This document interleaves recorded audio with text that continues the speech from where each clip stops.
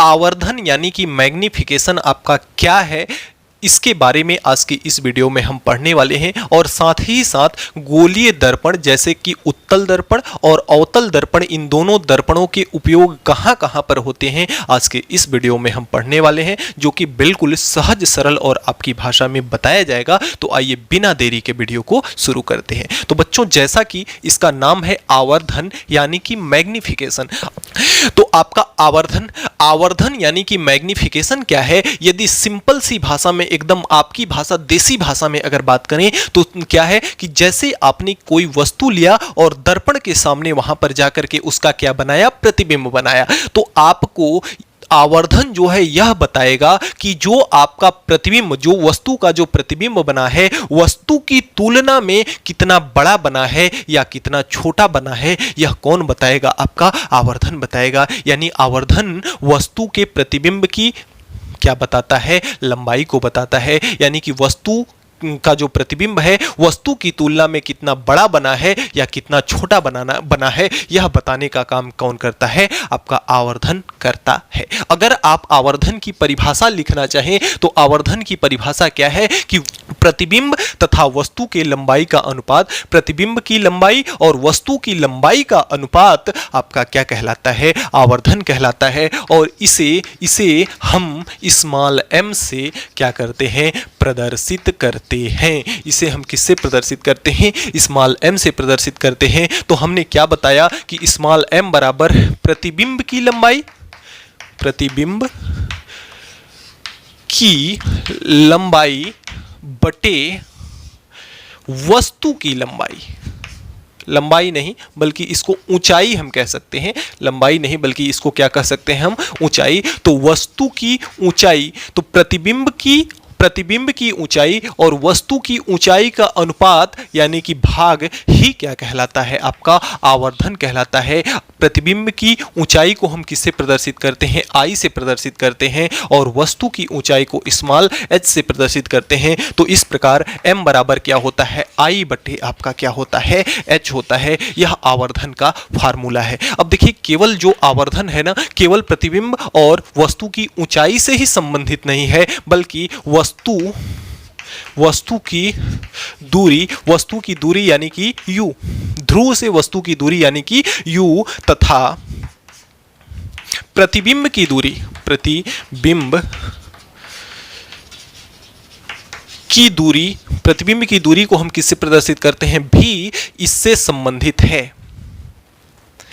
तो इसमें हम लिख लेते हैं m, वस्तु की दूरी तथा प्रतिबिंब की दूरी भी से भी क्या है, संबंधित है। इससे कैसे संबंधित है, इससे ऐसे संबंधित है कि जैसे आपका m बराबर होता है I बटे h, उसी प्रकार से इसमें भी होता है आपका माइनस भी बटे क्या होता है, u होता है। कि यानी कि आवर्धन के जगह पर आप दोनों फार्मूले को उपयोग में ले सकते हैं। यदि आपके पास न्यूमेरिकल ये आता है कि m बराबर I बटे क्या होता है, h, अगर I और h के रूप में आ रहा है न्यूमेरिकल, तो आप m की वैल्यू तब ये सूत्र लगा के ज्ञात कर सकते हैं। और यदि दर्पण से ध्रुव की दूरी और दर्पण से वस्तु की दूरी अगर दी हुई है, प्रतिबिंब की दूरी और वस्तु की दूरी दी हुई है, तो आप ये सूत्र लगा करके आंसर कर सकते हैं। दूसरी चीज कि यदि आपका जो I है, I और H, यानी कि अगर प्रतिबिंब समान आकार का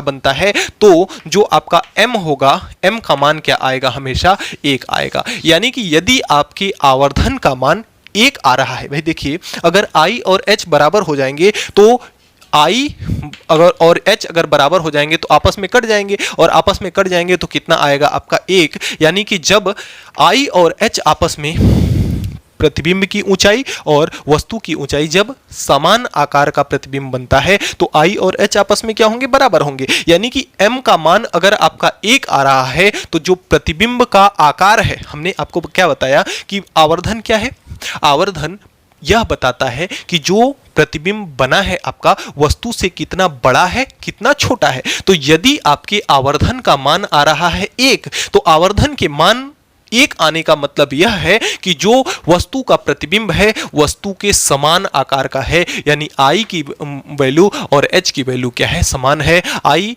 यानी कि प्रतिबिंब की ऊंचाई और वस्तु की ऊंचाई आपस में क्या है, बराबर है। और यदि आपका I यानी इमेज का ऊंचाई I का मान अगर बड़ा आ जाता है किससे, H से, अगर I का मान बड़ा आ जाता है H से, तो जैसे M I का मान मान लेते हैं कि H से क्या है, बड़ा है, H का मान अगर 2 है तो I का मान 2 से बड़ा कितना है, 3 है। तो हर हाल में जो M की वैल्यू आएगी वह क्या आएगी, 1 से बड़ी आएगी।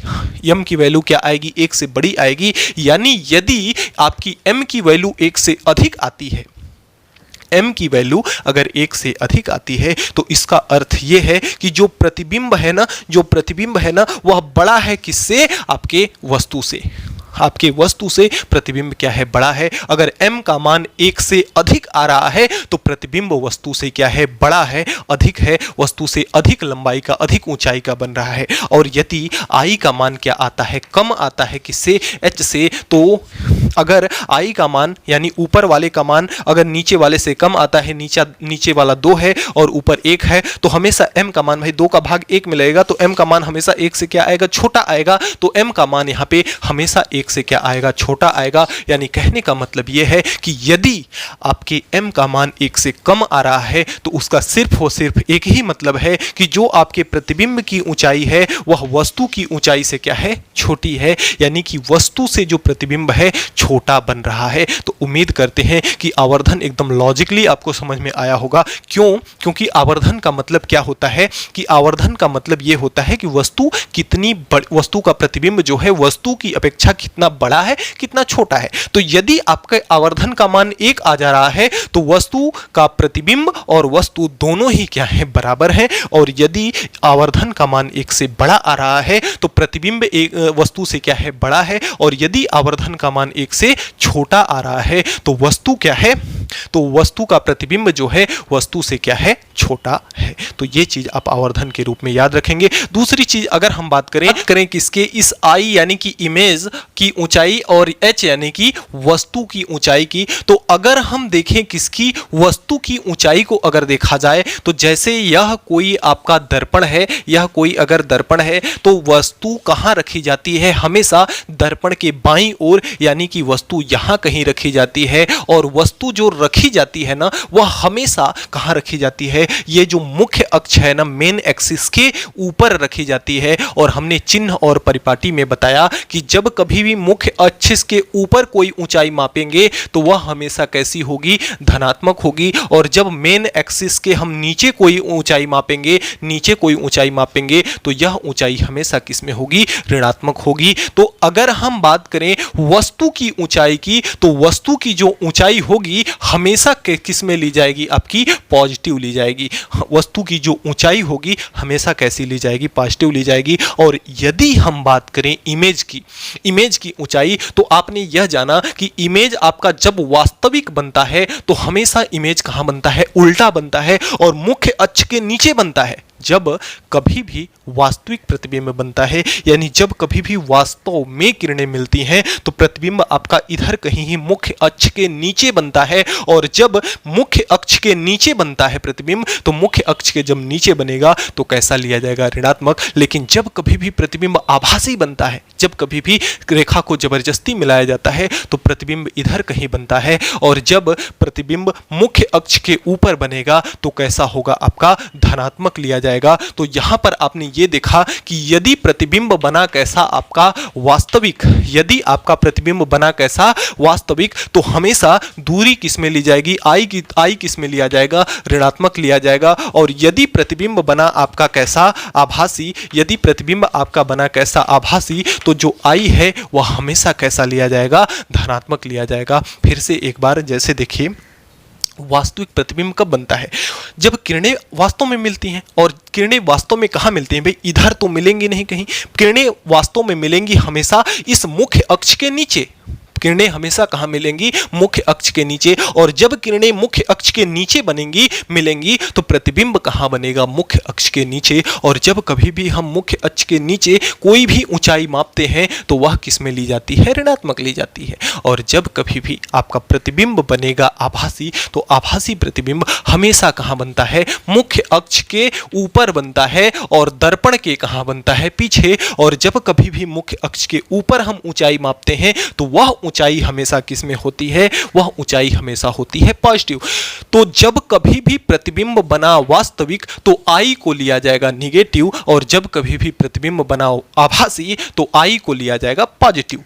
अब इस निगेटिव और पॉजिटिव से आवर्धन पर क्या असर पड़ता है आइए देखते हैं। जैसे अगर हम आवर्धन की बात करें तो आवर्धन का फार्मूला जो होता है आई बटे होता है एच। तो हमने आपको बताया कि जो एच की वैल्यू है वह तो हमेशा ली जाएगी कैसी? पॉजिटिव। तो एच की वैल्यू तो हमेशा कैसी ली जाएगी? पॉजिटिव। और अगर प्रतिबिंब बन रहा है आपका वास्तविक तो आई की वैल्यू हमेशा कैसी ली जाएगी? आपकी निगेटिव। नोट पॉइंट में यह भी लिखिएगा कि यदि आपका प्रतिबिंब वास्तविक बनता है तो प्रतिबिंब की ऊंचाई हमेशा ऋणात्मक होती है। और नोट नंबर 2 कि यदि प्रतिबिंब आपका आभासी बनता है तो वस्तु की ऊंचाई हमेशा कैसी होती है? धनात्मक होती है। प्रतिबिंब की ऊंचाई हमेशा कैसी होती है? धनात्मक होती है। तो यहाँ पे हम किसकी बात कर रहे हैं? सबसे पहले हम बात कर रहे हैं प्रतिबिंब वास्तविक की। तो जब वास्तविक प्रतिबिंब बनेगा तो ऊपर माइनस है नीचे प्लस है, रिजल्ट हमेशा किस में आएगा? माइनस में आएगा। यानी यदि m का मान अगर ऋणात्मक आ रहा है, m का मान यदि ऋणात्मक आ रहा है तो उसका मतलब क्या है कि हमने प्रतिबिंब को कैसा लिया है? वास्तविक। इसका उल्टा भी सही है कि यदि m का मान ऋणात्मक आ रहा है तो प्रतिबिंब हमेशा कैसा बनेगा? वास्तविक बनेगा। यानी आवर्धन m का ऋणात्मक मान यह प्रदर्शित करता है कि प्रतिबिंब कैसा है? वास्तविक है। तो इस चीज को आप नोट करेंगे कि आवर्धन m का ऋणात्मक मान यह प्रदर्शित करता है कि प्रतिबिंब आपका कैसा है? वास्तविक प्रतिबिंब है।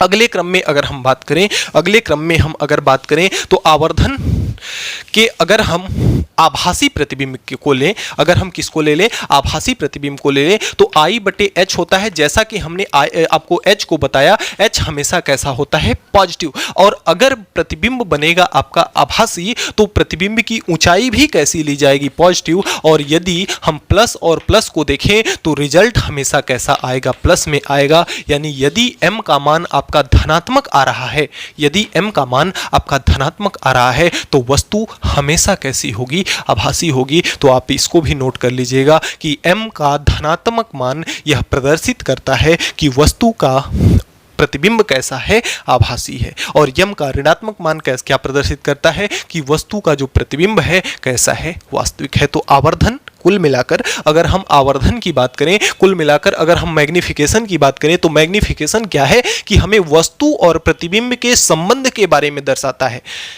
मैग्निफिकेशन क्या है? वस्तु और प्रतिबिंब के संबंध के बारे में हमें बताता है। क्या क्या हमें बताया कि यदि m का मान 1 है तो वस्तु और प्रतिबिंब की ऊंचाई क्या होगी? समान होगी। और यदि m का मान 1 से बड़ा है m का मान तो वस्तु की जो प्रतिबिंब की जो ऊंचाई है वस्तु की ऊंचाई से बड़ी होगी। और यदि m का मान 1 से छोटा है तो जो प्रतिबिंब की ऊंचाई है वह वस्तु की ऊंचाई से क्या होगी? छोटी होगी। दूसरी चीज कि यदि m का मान धनात्मक आ रहा है तो वस्तु का जो आपका प्रतिबिंब है कैसा होगा? आभासी। और m का मान ऋणात्मक आ रहा है तो वस्तु की प्रतिबिंब की प्रकृति कैसी होगी? आपकी वास्तविक। और जब वास्तविक प्रतिबिंब बनता है तो हमेशा उल्टा बनता है, और जब आभासी प्रतिबिंब बनता है तो हमेशा सीधा बनता है। तो इस बात को नोट करेंगे। यहां से आपका आवर्धन समाप्त होता है।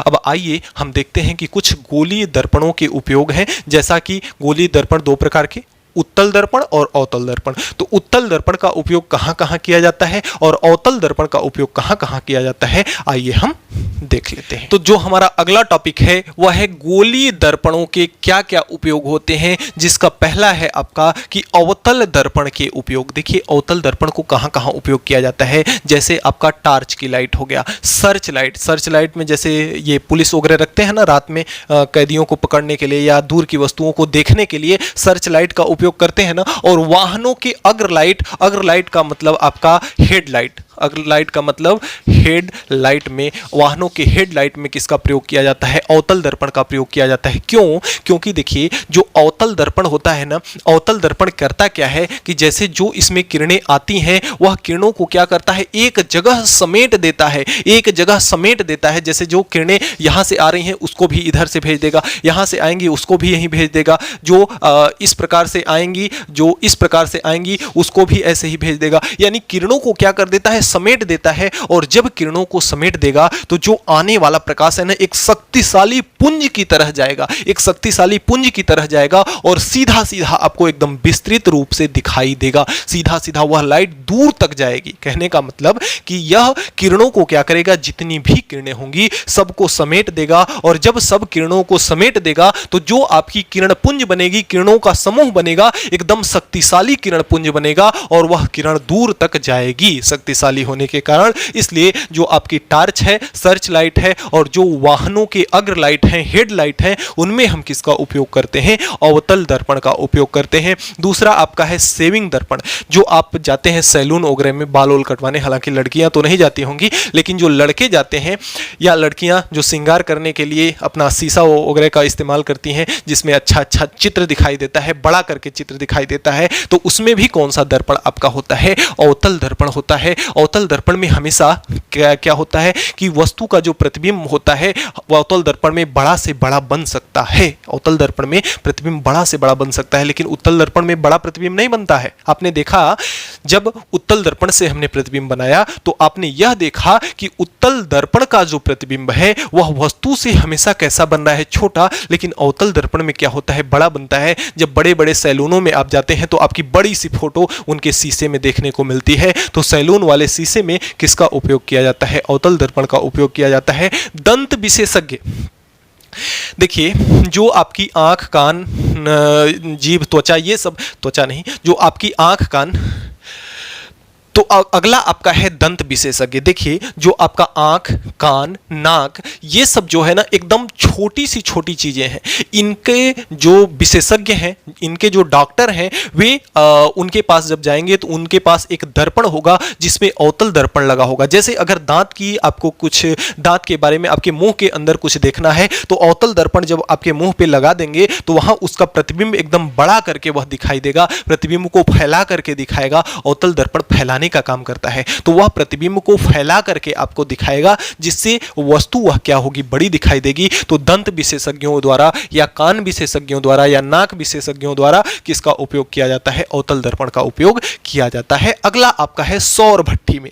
तो जो अवतल दर्पण है ना उसका उपयोग सौर भट्ठी में करते हैं। क्यों? क्योंकि जैसे आपने पढ़ा है ऊर्जा के स्रोत वाले में पढ़ा है आपने कि जो सोलर कुकर होता है, सोलर कुकर में हम क्या करते हैं? एक अवतल दर्पण लगा देते हैं, समतल दर्पण, अवतल दर्पण लगा देते हैं, जिससे वह क्या करता है? अधिक से अधिक किरणों को वहां से होकर के गुजारता है, अधिक से अधिक किरणों को उसमें क्या करता है? प्रवाहित करता है। जिसलिए इसका उपयोग हम सौर भट्ठी में करते हैं। और जब किरणें अधिक से अधिक जाएंगी तो हमें एनर्जी वहां पर ज्यादा मिलेगी, इसलिए अवतल दर्पण का उपयोग किया जाता है। दूसरे क्रम में है आपका उत्तल दर्पण का उपयोग। तो उत्तल दर्पण का उपयोग कहां किया जाता है? जैसे देखे होंगे आपने कि जब गाड़ी चलाते हैं आप, या बाइक हो गया, कार हो गया, कोई भी गाड़ी का जो शीशा होता है ना वह पीछे से आ रही गाड़ियों को देखने का काम करता है। ड्राइवर क्या करता है? नजरें अपनी घुमा घुमा करके उस शीशे में देखता है कि पीछे कौन सी गाड़ी आ रही है, किधर से आ रही है। तो उसको पीछे का लोकेशन देखने के लिए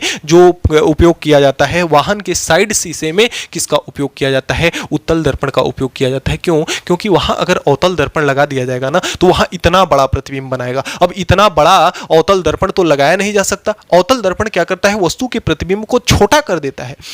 तो जो दूर की वस्तु आ रही है ना उसको भी वहां से देख सकता है, छोटा ही दिखाई देगा, उसको लगेगा कि हाँ कोई वस्तु इस तरफ से क्या हो रही है, आ रही है। तो जो वाहन के साइड शीशे में है किसका उपयोग किया जाता है? उत्तल दर्पण का। और सड़कों के खंभों में जो लाइट लगी होती है, देखिए अवतल दर्पण क्या करता है? सिकोड़ने का काम करता है। अग्र लाइट में हम अवतल दर्पण का उपयोग इसलिए करते हैं कि वह शक्तिशाली किरण पुंज को इकट्ठा कर दे ताकि प्रकाश दूर तक जा सके। लेकिन जो सड़कों के किनारे खंभे होते हैं, अवतल दर्पण क्या करता है, उत्तल दर्पण क्या करता है, फैलाने का काम करता है। जैसे यहाँ पे अगर उत्तल दर्पण पे कोई किरण इस प्रकार से आती है तो वह किरण को इधर भेज देता है, इस प्रकार से कोई किरण आती है तो उसको इधर भेज देता है, यानी कि किरणों को क्या कर देता है, फैला देता है। तो जब हम सड़कों के किनारे जो लाइट लगी होती है उसमें उत्तल दर्पण जब लगा देंगे तो वह किरणों को एकदम फैला देगा, प्रसारित कर देगा, और जब प्रसारित कर देगा तो वह लाइट क्या होगी, दूर तक फैलेगी। लेकिन अवतल दर्पण को अगर वहां पे लगा दिया जाता तो यह दूर तक जाती, फैल करके नहीं जाती, वह सिकुड़ करके दूर तक जाती। लेकिन अगर उत्तल दर्पण को लगा दिया जाए तो उत्तल दर्पण क्या करता है, किरणों को फैलाता है, जिससे प्रकाश क्या होता है, चारों ओर बिखरता है, चारों ओर फैलता है। इसलिए सड़कों के खंभों की जो लाइट होती है उसमें हम किसका उपयोग करते हैं, उत्तल दर्पण का उपयोग करते हैं। तो प्यारे बच्चों, आज के वीडियो में इतना ही। हमें उम्मीद है कि आज हमने जो भी पढ़ा आपको अच्छे से समझ में आया होगा। फिर भी किसी भी प्रकार का कोई डाउट है तो आप नीचे कमेंट बॉक्स में कमेंट करके हमें जरूर बताएंगे, आपकी प्रॉब्लम को सॉल्व किया जाएगा। तो मिलते हैं नेक्स्ट वीडियो में नेक्स्ट टॉपिक के साथ नेक्स्ट डे। तब तक के लिए गुड बाय।